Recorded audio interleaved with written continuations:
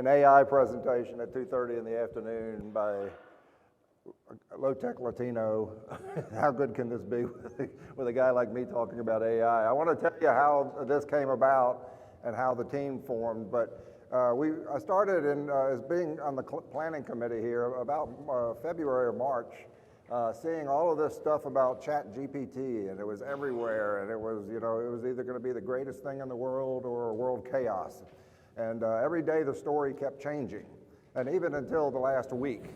So I said we should represent in this conference, a learning conference, as to what is it? What is the realities of it? And I'm going to go just through a few slides, and I'm going to pass it off to, I did bring AI experts because I am absolutely not one of them, but I was being able to use this in my own work in terms of root cause analysis, and I just want to show you really in a quick summary of what I was finding. Okay, we're gonna do this intro. JD's gonna come on, do a poll. Rob's gonna talk about primary generative AI models, and you can see it all here. I don't have to read that. All right. What got me thinking about ChatGPT and RCA as a layman?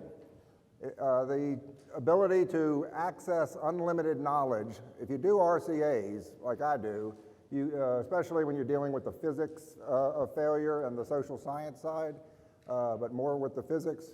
If you ask how can a bearing fail, there's only so many ways a bearing can fail. Physics doesn't change much.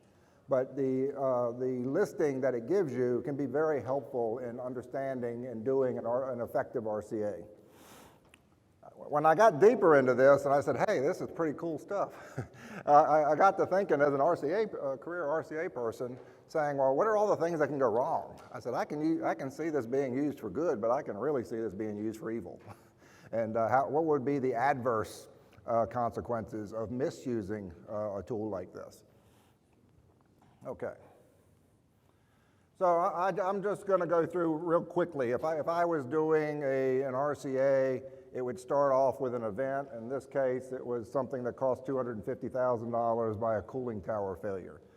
We would come down, and possibilities are motors, bearings, housing, casing. But now I get to a bearing failure, and say I don't have a subject matter expert at my facility. What am I going to do? I can come in here, and in this case, I entered into ChatGPT, how can roller bearings fail? I know it's hard to read over there. It's hard to read for me here. But I'm going to give you the listing. It was insufficient lubrication, overloading, misalignment, corrosion, fatigue failure, improper handling. That's a pretty good list. It's not comprehensive. You can't be rest assured that it's going to be accurate. But that's certainly an impressive list coming back from a source that's that easy to believe. If I was coming down farther and I say, how can a bearing fail? It would be erosion, corrosion, fatigue, and overload. Again, I come back in here and I say, understanding how can I have an overload? Well, I can have excessive internal loading, lubrication degradation. Okay, I'm going to get straight to the resources here and say, how can a lubricants fail? It can be contamination, breakdown of the lubricant, insufficient quantity, incompatibility, improper application, age, inadequate maintenance. It's an impressive listing, and it's very helpful in an RCA if you want to be able to do that. But you have to understand the dangers of not relying solely on what this is telling you, because you don't know where the sources come from. And then I get down into understanding, in this case, why do people, let's see which one this one was, why don't people follow procedures? Lack of clarity, time constraints, time pressure, complacency, lack of buy-in, inadequate training. They're all pretty valid on the surface. Again, we have to be skeptical that it's all-inclusive and that it's accurate.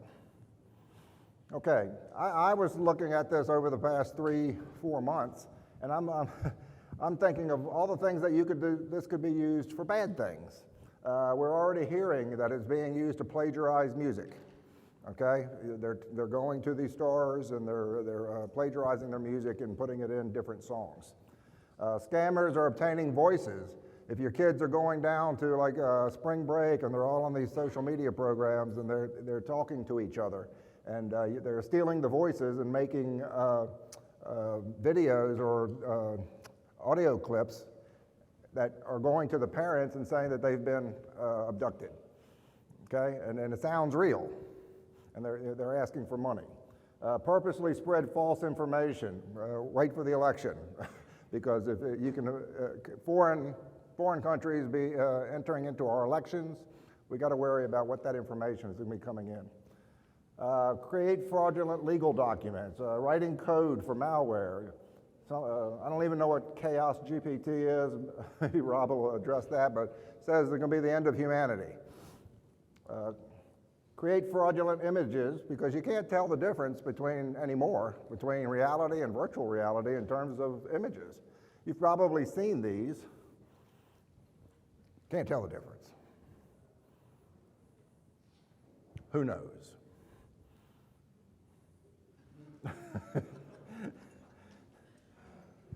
I didn't tell Charles. I was going to put Charles in a compromising position of handcuffs, but I didn't know how to do it. Okay, now let's hear, I was just showing you the practical application that made, it made sense to me in my line of work as a layman, as the benefits that I could see of it, but I also want to get behind the doors of understanding what you all, whether you know about it, whether you care about it, is it easy to do, is it not easy to do?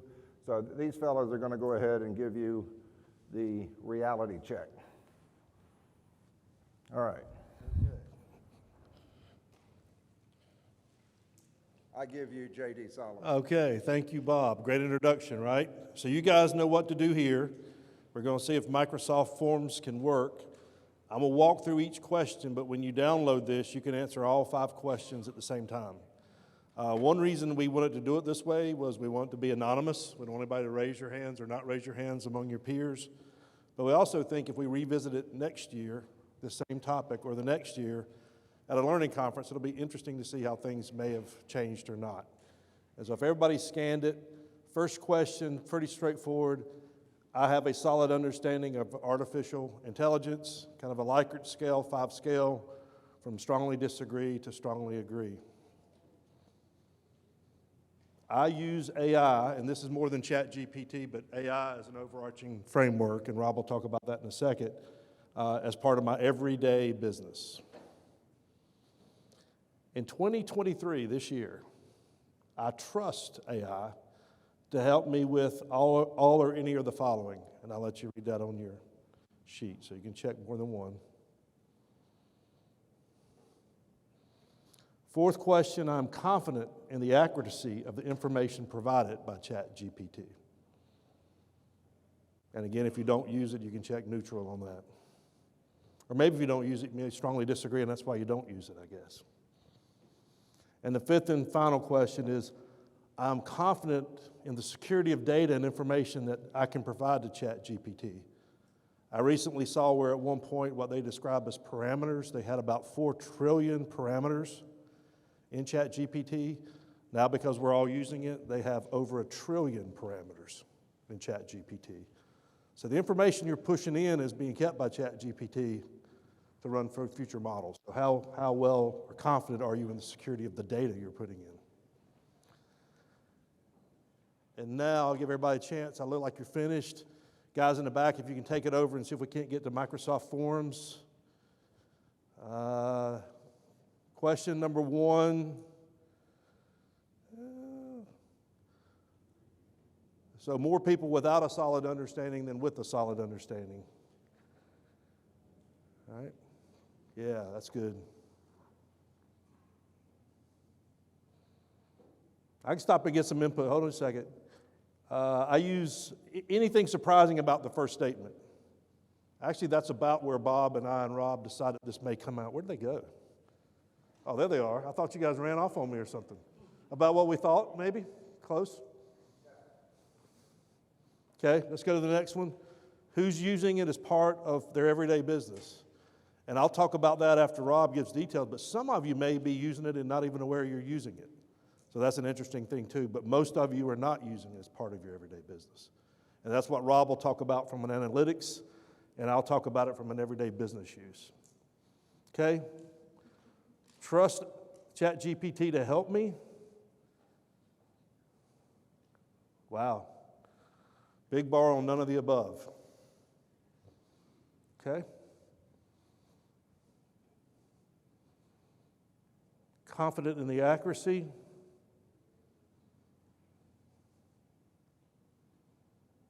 Okay? And then confident in the security. And that one's kind of split, isn't it? But nobody really strongly agrees or agrees, so we're kind of either lukewarm to neutral on the security of data, right?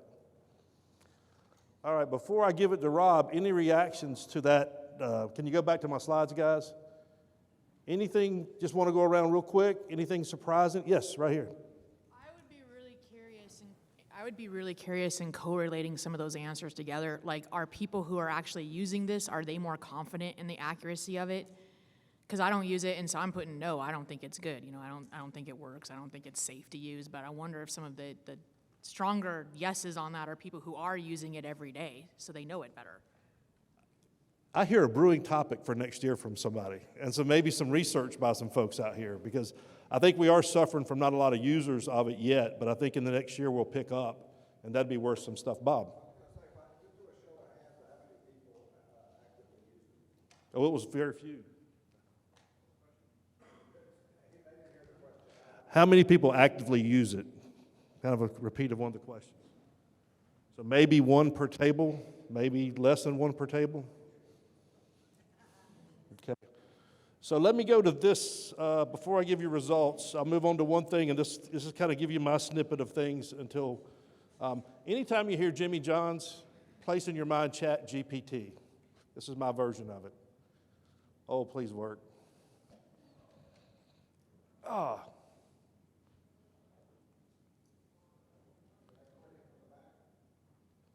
You guys can't click it from the back for me, can you?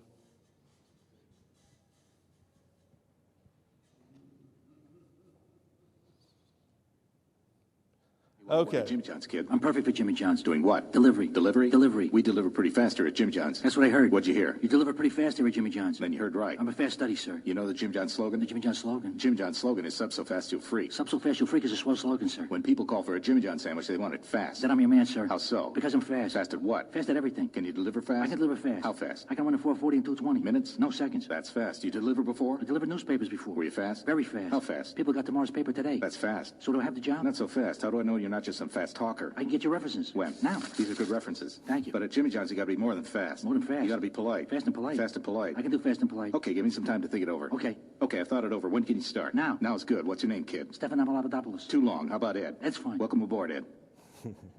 So anyway, the point being is, my opinion of it right now is it's Wikipedia on steroids.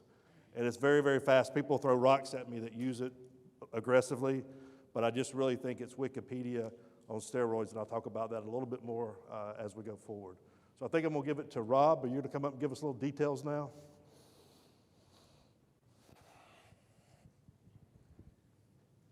My boss actually calls it Google on steroids, and we'll show that in a second here. So my name is Rob Stevens. I'm the token data scientist in the room here. So we're not in industry, but we do work in all of your industries applying machine learning to things like predictive safety analytics. Okay, so I'm going to sort of introduce gently what generative AI is. We're not going to get real technical, but so I decided to ask Google Bard. Bard is sort of an alternative to ChatGPT. It's Google's version of it. Frankly, they're playing paranoid catch-up now with Microsoft, because Microsoft went and acquired the OpenAI technology, which is behind ChatGPT.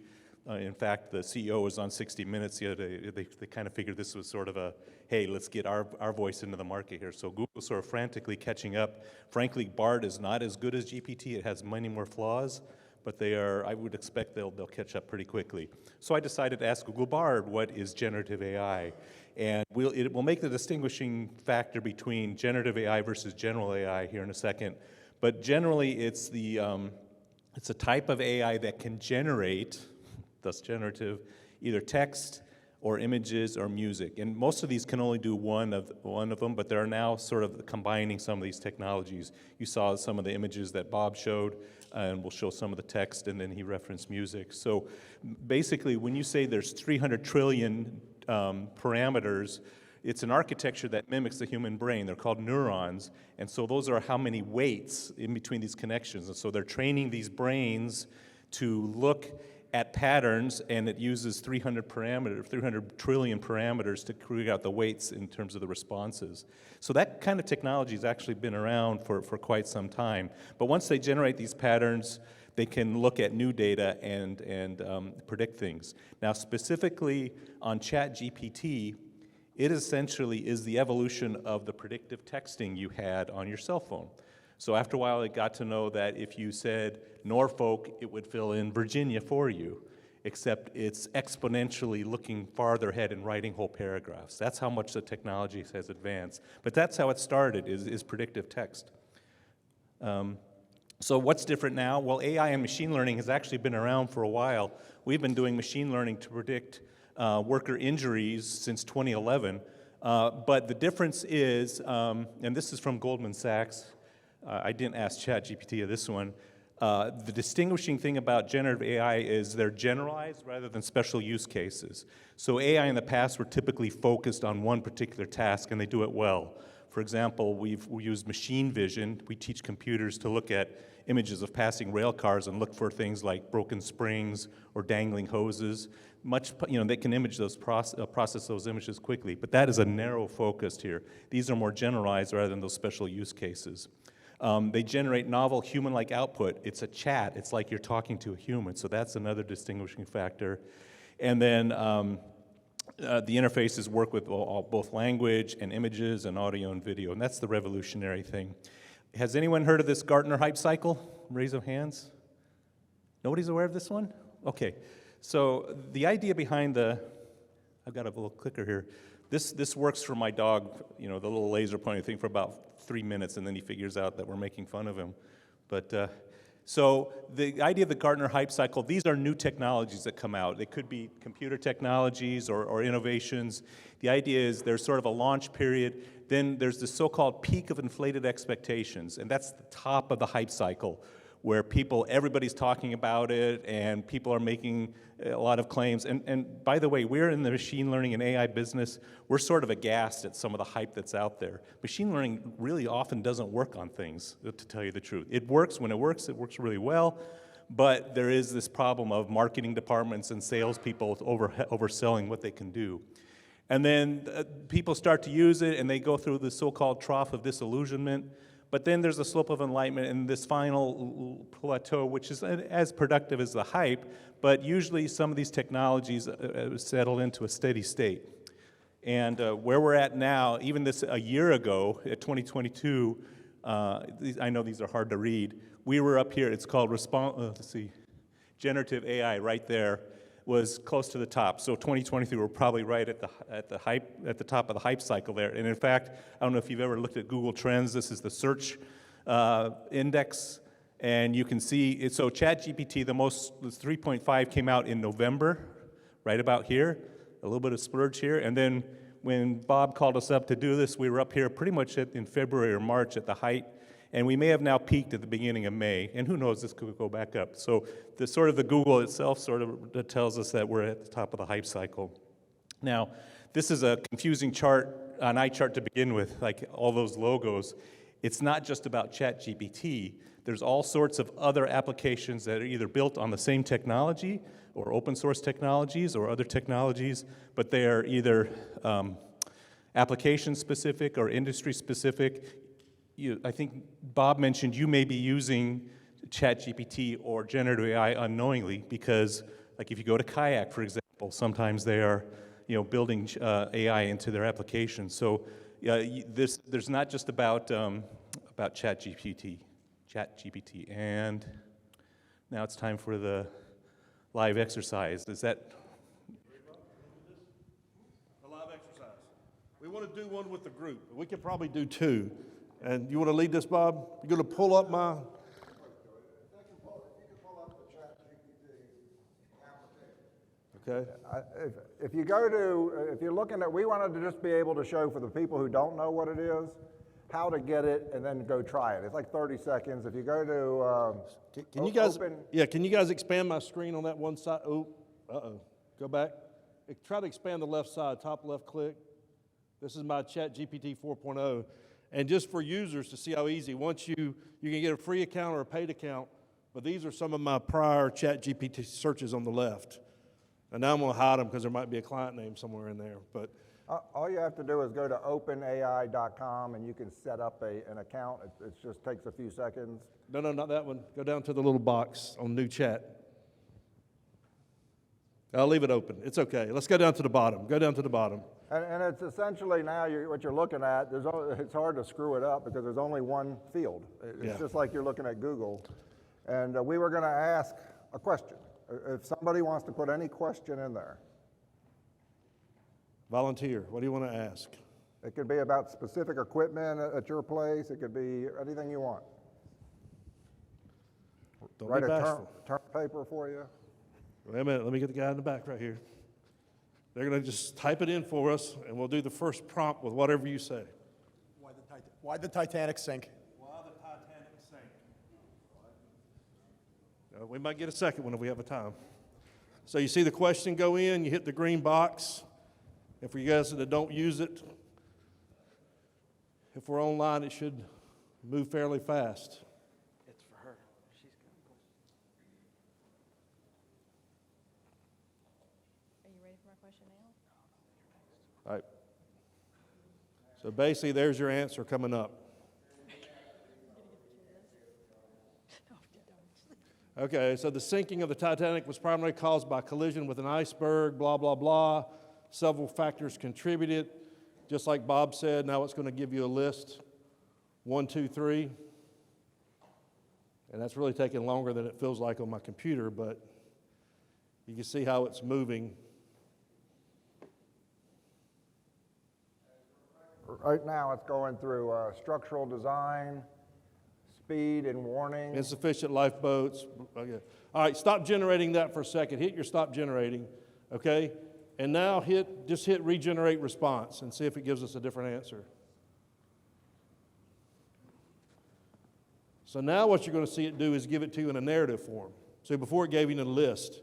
And if I'd have prompted it to give me a list, like if I'm going to do a report or a summary, give it to me in bullets, give it to me in a list, was this response better or worse? So it's guessing to kind of tell you, is it picking the right words or coming up with what you think is happening?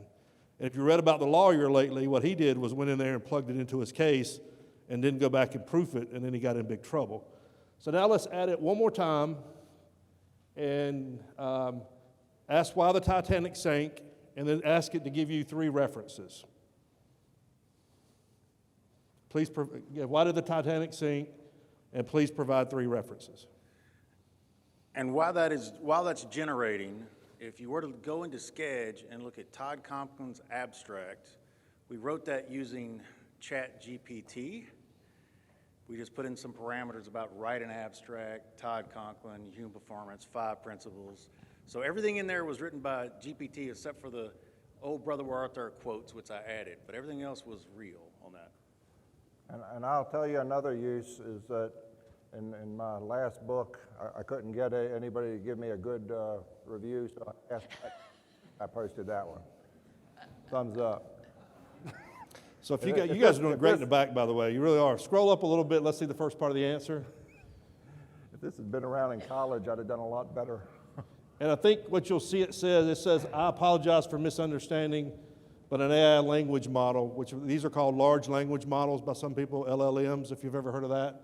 I don't have direct access to external sources or the ability to browse the internet. So it's giving me some warnings and giving me some indications of how it's storing its data and why Baird may be different than ChatGPT and how your information that you put in may be being used for it to get smarter, okay? So that's just some indications. And then it says, however, I can still provide you that. And then you can ask it for references, and it'll give you 3, or if you ask for 5 or 10, it'll give you whatever you ask for. And again, it's up to you to decide what's good or bad, but if you have no idea about something, you know, a lot of people say that's a good place to start anyway. I can start looking at those references. So I'm going to give it back to Rob. That was an exercise. Did we have another one over here? I'm sorry. Yes, question. Okay, so this is like not a factual question like this last one, but it's, I guess, a little more theoretical. So my question is zero accidents achievable? You wanted to ask that? Mm-hmm. Well, let's try it. We'll just ask it that way. Now, there is as somebody said it yesterday, there's a whole... Accidents. That's Dominique back in the back, by the way, so he's got maybe a little... Accidents achievable. Is it possible? I know that because we asked the root of its name, didn't we, before? What was the root of his name? And he told us. King of Kings, I believe. See how fast that worked, guys, once it's tuned in? Can you guys read that? Do I need to read it? Everybody can see it? All right. Read some of it, JD. Okay, while achieving zero accidents may be the ideal goal, it is challenging to attain complete elimination of accidents in most complex systems or industries. Zero accidents, also known as zero harm or zero incidents, is a concept that promotes the belief that all accidents and injuries are prevented. However, these are factors. 1, human error. 2, complex systems. 3, external factors. Scroll down a little bit for me. Okay, and then it gives you the summary. While it may be difficult to obtain, robust safety protocols, training programs, risk assessments, and technological advancements are all used to do this. And then it gives you the disclaimer again.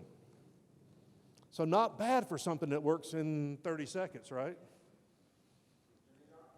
Jimmy John's.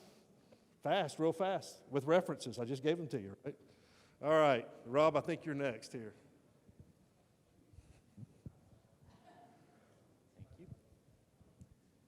All right, I need the slides back up, I think. Yep. I tried, early days, it doesn't know where Jimmy Hoff is buried. It wouldn't weigh in on the toilet paper over versus under thing. It just sort of laid out the arguments for one or the other. So there's some whimsical things you can try. You might want to try some of those. Bob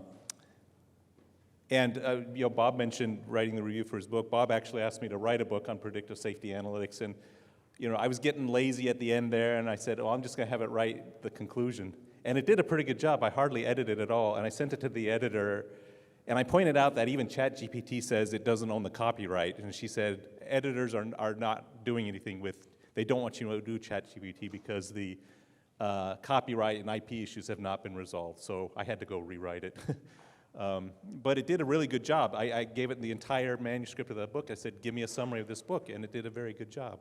Okay, so now we want to talk about the pros and cons of ChatGPT. And this is our firm's take, how we use it at First Analytics, and again, we're a data science shop.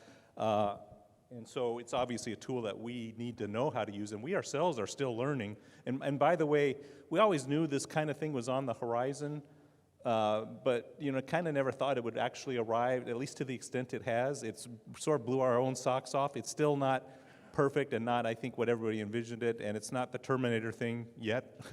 But we're starting to figure out how to use it in our own business, and we consider it like an AI assistant. It can research topics, it can provide references like you saw there, and my boss says it's like Google on steroids. Instead of Google searching, it can actually provide a summary with some cautions here that I'm going to tell you about shortly. In terms of our own internal productivity, it does code conversion and generation, and if we have enough time, I'll show you a couple examples of that. Data engineering, which is sort of data manipulation, it does some support there. And there's some modeling adjacent tasks. By modeling, I mean you're doing the actual statistical or machine learning modeling. It's still not good on its own to do it there, but it actually will help us do some tasks associated with that. It's called feature engineering. And then commercialization, besides our own internal productivity, sometimes we actually can have it help our business with address client issues. In fact, I just had a call with a retailer today, and we're trying to help their customer experience using artificial intelligence like generative AI. And then we're not sort of going to we're not in the software business, but you saw that logo chart. There's a lot of people that are developing phone apps or internet apps on that, and so there are opportunities for commercialization. Many of these are in the open source. The cons are the inaccurate responses, and ChatGPT can be very confident, extremely confident in its results. You sometimes have to call it on it. Like I saw something the other day said, no, that's not true. This person was born in this state. And he says, you're right, this person was born in that state. I apologize for getting that wrong. So you do have to challenge it because it comes across as exuding confidence. Sometimes you hear the word hallucination. Sometimes it just makes stuff up. JD talked about this attorney who got in trouble because he wanted to cite some case law for a case, and it made cases up from whole cloth. And we don't know how it does that. Even the OpenAI organization doesn't, it's sort of a black box. They don't know how it comes to some of its answers. And basically it's trained on past data. And I heard something yesterday on a podcast. There's this chat board called 4chan. And apparently it's a cesspool of misogyny and racism, and somebody went and trained one of these on that, and you can imagine the answers it gives there. So you really have to be concerned. That's one of the cons here. You really have to be concerned on who's training it. Parroting is a thing, especially Bard. This is where Bard sort of has a weakness. If you ask Bard about something, you can sometimes go find the web page, and it looks like it got 80%, almost word for word from that web page. So parroting is a thing. Sometimes it's all on old trained data. If you go and get the free version today, that's version 3.5. That's only on data through 2021. So if you don't have anything that happened recently in that data, it's not going to know anything about that.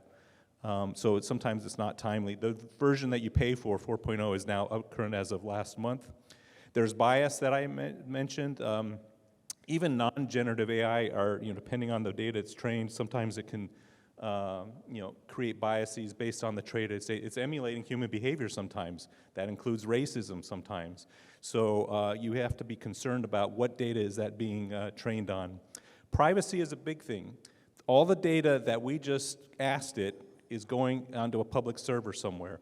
Now, in the case of ChatGPT, they claim they're not holding that data and using it to train, but some of those other applications might be. You may have seen in the news companies like Samsung and Apple have prohibited employees from using ChatGPT because they feel like proprietary information is getting out there. And in fact, I saw some stuff, I did some things about some of the predictive safety work that we did and fuel efficiency work that we did for a couple of railroads, and I was astonished at what it knew. And for the life of me, I don't think that information's ever been made public. So maybe it has been, but you have to worry about privacy and your proprietary information getting out there. Then there's all kinds of IP and copyright issues, like I mentioned. And then sort of the metaphor, this is like giving a toddler a Bowie knife. That metaphor is often used. Okay. I know you can't read this, but I'm going to give just a handful of short examples. Code conversion. This is some code I wrote maybe 10 years ago on the left side in the software programming language called SAS. It's for statistical modeling. This has helped railroad understand fuel efficiency, like what's the best way to operate a locomotive to save 2 or 3% fuel. By the way, Union Pacific Railroad spends, the only people that spend more fuel is the Navy here. The Union Pacific spends about $2.2 billion a year on fuel, so if they can save 1%, a little program like this doing AI helps them. So I said, well, they want to move away from SAS to move to Python, a language called Python. In 30 seconds, it had this code. The Python wasn't completely perfect, but it was there. It just took me like 5 minutes to finish it up. We have a person on our team who retired in last fall, and his comment was, it's a good thing I retired now because I think I'm becoming obsolete. But it would have taken him, a few days to do it. Oh, and it does comment. It tells me I use the pandas library, and I use the stats library, and I use matpy library. I use this library. Oh, and by the way, I didn't find an equivalent in pandas for something that you could do in SAS, so I use this other type of methodology. So it's not just a straight, hey, I'm going to create your code. It actually gives some explanation as to what it did. I'm not going to go through this, but this is a more elaborate case where it's called an optimization problem or a linear program, where I have a plant that produces two products, and I need to figure out what's the best mix of production time to do it. So this is my boss did this one. He gave it this word problem, and then down here, formulate this problem, deciding how much of each product to make in the current week as a linear program, which is an optimization mathematical equation. And write it in both SAS and ProctOp model, and this program in Python and Gurobi, which is an optimization software package we use. So the response is, first of all, it fed the problem back to us. It says this is indeed a linear programming problem, so it validated that we were thinking about it right mathematically. It told me what the variables were, what the constraints were, because this was a constrained optimization. I had to be within certain bounds, and then this was the mathematical objective function that it had to optimize. And this is the SAS version of it, and that's the Python version, very short pieces of code, and this actually worked. And that was like 2 or 3 minutes. So Jimmy John Fast, that's what it is. So a productivity tool. We're not saying that we're going to replace our data scientists, but it makes our data scientists more efficient. And then one final example. This is a utility, a gas utility. You're actually, if you work in the utility industry, I know Edison is here, because I've done somebody was in my presentation yesterday, and we did a little bit of work with Edison. But you're actually usually more likely to get in an accident going to the work on the work order than doing the work order itself. And so for this gas utility, we had incident reports, the narratives. We had all kinds of data about the reports, but we wanted it to see, well, what's in this report, all these narratives of these 100 or so, 200 or so incidents. And so it gave me this summary, various type of motor vehicle accidents. Some of them were rear-end collisions, but it gave me that nice little summary. And then I went back and asked it, well, can you do sort of like a tally of what the incidents were? And most of them were rear-end collisions, struck while standing, loss of control. So it gave me a tally. Backing incidents were pretty prevalent here. And it said I can and you can notice that this is conversational. That was the one point that is a distinguishing factor. It's actually talking back to you, not just sort of giving you frequencies and crosstabs. And in fact, it actually recognized itself, if you look on the right here, that there could be some flaws here. Some of them, they could be in multiple categories, so I didn't know if I put them in the right category. Incidents, as other unknown, may have had additional details that could further categorize them, but based on the given information, they do not fit into any of these other categories. And in fact, when you go back and look at it, it didn't really get it all correct.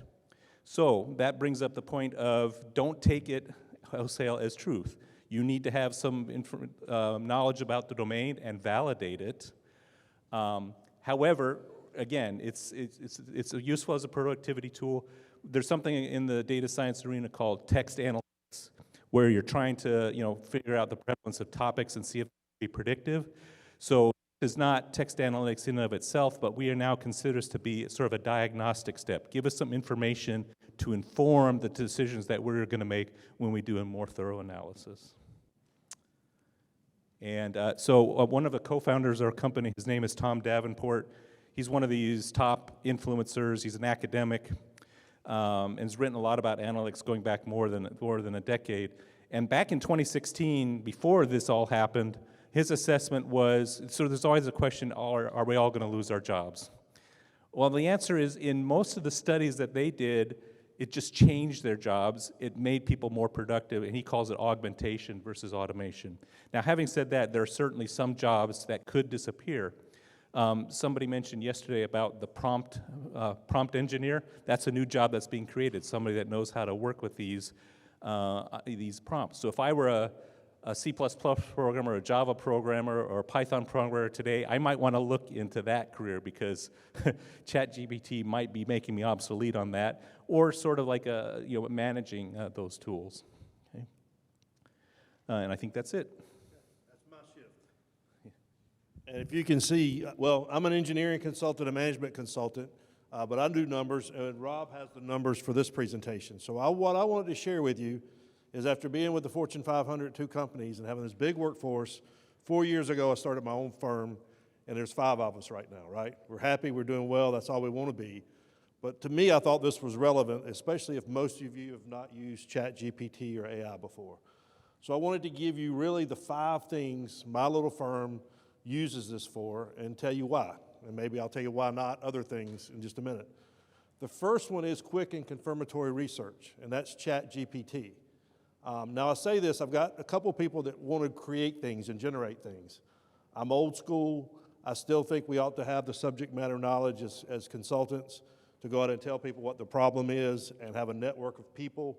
So I'm resisting and trying to keep people from generating new ideas from scratch.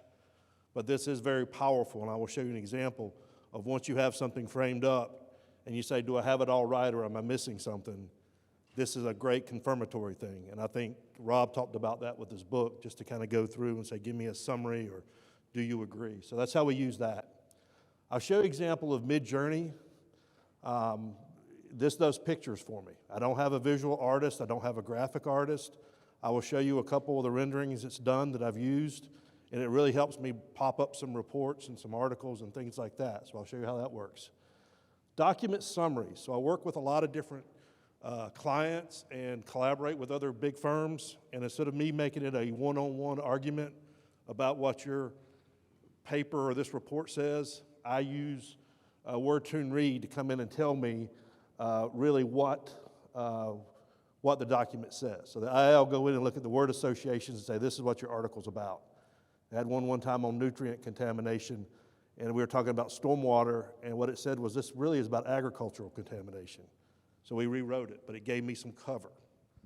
Same with document balance. Some of you may use Word Tune Read now in your research, and some of you may use Natural Language API from Google, which is like a SEO type object to say, tell me my word count, and based on the words, what am I talking about?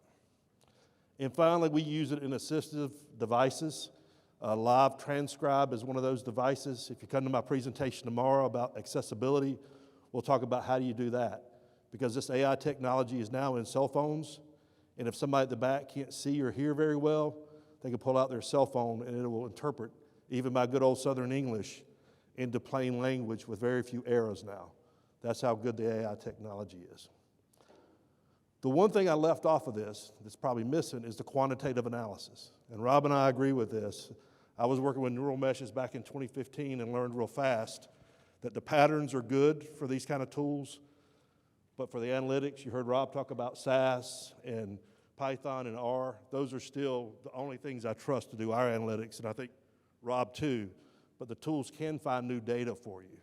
But just be very cautious about trying to run statistics or thinking you're running statistics through AI if it's not specialized, and especially through ChatGPT. Just don't do it. So a couple examples. So PFAS. PFAS is a contaminant. It's the hot thing out there in the EPA now. I'm writing an article on it. I can't find anything I like. So I tell mid-discovery on the top left to give me something with PFAS. PFAS is not blue or green, but it's kind of cool, and I needed it new fast, and I was doing an article. So one iteration, top left, second push, just like you saw on ChatGPT, I got a graphic I could use for a cover. Did I have reservations about putting J.D. Solomon Inc. logo on it? A little bit. They say you can, but I didn't generate that, but I put my name on it anyway. The other one is another article. Actually, I was preparing for this about a month or so ago. I told it because I'm trying to appeal to young professionals and female engineers to give me a blue-eyed brunette engineer. And the top left on that right side is what it gave me. Maybe I said sultry too, maybe a little too sultry, right? But what I did do was on the bottom right, just with one tweak, I said, well, that's a pretty good looking young lady. Let me put her in a hard hat, a clipboard, and on a plant floor. And with one click in less than 10 minutes, that's what came out. And I said, that's pretty good. I don't have a model. I don't have a graphic artist group. That's good old JD just hacking around, 2 iterations for 5 or 10 minutes. Sorry about that. And then you can see I've got one article out there on Medium and Management Matters, how a small business can effectively use AI. You can read that. And I liked it so much on J.D. Solomon Inc., J.D. Solomon Solutions, I kind of took the AI tool and said how a project manager can leverage AI in 2023. So just 2 examples of how I use the graphics to do something quick. Limitations, the way you ask a question. This is actually from a client, and I'm glad you can't read it, but we were chartered to kind of come in and look at their small capital project management process. So they wanted a checklist, they wanted a process, they wanted some learning, some training stuff for their project managers. So I went in and asked it 2 questions. The first one, operative word, was checklist for chartering small capital projects. It brought me back 13 steps. Each had 3 to 5 sub-bullets under each one. When I asked it to give me a process, a business process, basically it gave me 9 steps with, again, 2 to 5 subtitles. They weren't exact. When I asked it to give me a workflow, it gave me yet another one. So I had some good stuff from my previous employers, some go-bys and some stuff. I had some stuff I'd stolen from the competition. But again, I couldn't trust this to go from scratch.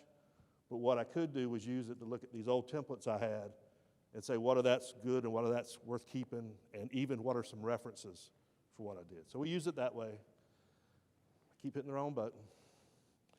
And then finally, I was working on a project where we had to look at the Sackett decision about wetlands. And this one came up when I asked it the question to tell me about the Supreme Court decision. I was trying to make sure I hadn't stepped beyond my reading of the court decision for this wetlands project we had. And it basically tells me a little bit what Rob says, that it only has information through September of 2021. Now, Rob tells me this was about 3 weeks ago.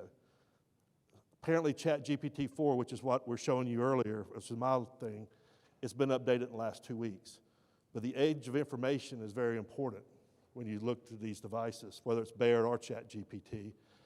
And then it also said, again, tipping where it's getting information, where you can get it too.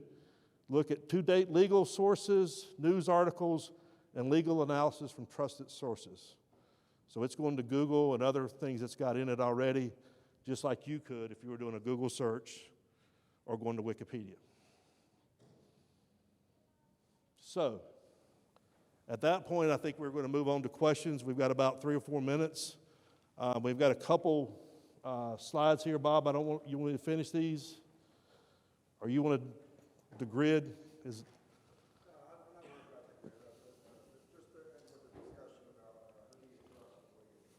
Yeah, and the question I throw out there for you too, and this is it the tool or the user that's the problem, right? You hear all that now, how much do we got to regulate it? Is it like any tool we use, a force field analysis, a root cause analysis? What is it? Is it the tool or is it the user that's the abuser, right? And then the thing I think about when I think about it, and y'all can give response, is with AI though, ultimately it's going to try to get to reasoning, emotions. It's not there now. But how do we know the point at which it moves from the tool to a user? How do we know the point as a society? So we'll open it up for questions or comments, and I think that's our last slide. For the questions, come back at 4:30. We're running on time. I know there has to be questions. Come back at the 4:30 break, right before you guys either go out to eat or go to the ball game. And if you go to the ball game, give Brian Hughes a hug, because he made all that possible. He bought those tickets for us, so we appreciate that. Anything else? I just wanted to thank Rob and JD because they're obviously the brains of this side of the operation, but we wanted to make it we just wanted to make people aware of that technology and the good, the bad, and the evil of it for those who may not have known about it. It just makes you more curious, but also makes you more cautious. So thank you for listening.